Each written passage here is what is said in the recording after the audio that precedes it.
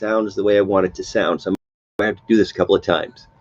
But so here in well, I guess it's a worldwide thing. There's a thing called the RPM challenge, and what happens during the RPM challenge is you do a CD, you create an entire CD, 10 songs or 40 minutes of music in the month of February.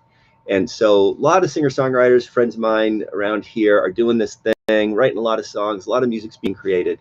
But there's also a lot of people who are coming up on the various kind of places talking about how it's hard to get motivated because of COVID, and it's a difficult thing to kind of to do this thing. And it links to conversations I've had with lots of people, and it also links back to gratitude, because I can see myself getting caught up in that idea. It's just like, I just don't want to.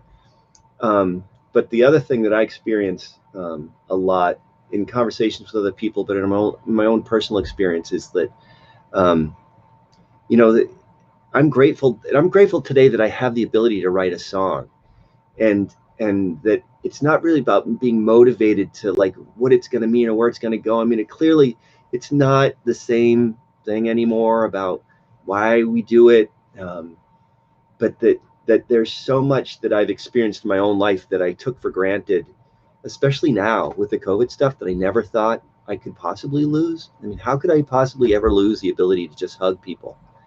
How could that ever happen? It just doesn't make it. I mean, of all the things that could be lost, that would never, or to just be able to just go out and hang out, just walk down the street comfortably without having to, all these things just seemed like they were never going to go anywhere, and yet they're gone, at least for the time being.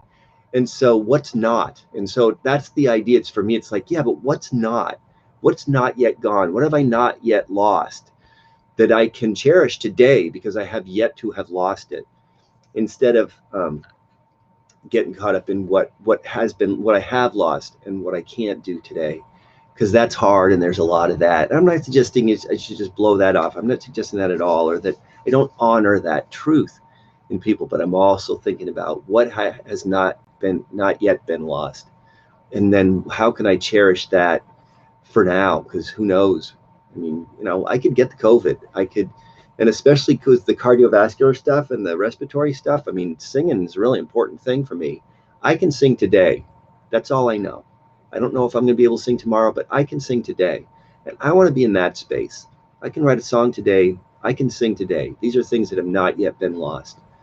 And so that's what today is about for me. That's what this is about what has not yet been lost. How can I cherish that? Be in that space of cherishing that now, instead of being drawn into being caught up in the motivation thing, because it totally is for me too. It's like, so if I think about, am I motivated to do this RPM challenge? The answer to that question is no. If I think about, can I cherish the fact that my ability to sing or write a song or play the guitar, play the piano, or play whatever I happen to be playing has not yet been lost? Oh, I can totally get down with that. And so if I just stay in that space, this has not yet been lost, I'm going to do it because it's not yet been lost. That's the only reason. Then I don't need motivation. So anyway, something to think about for today. Hope everybody's having a great day, and I'll be back tomorrow.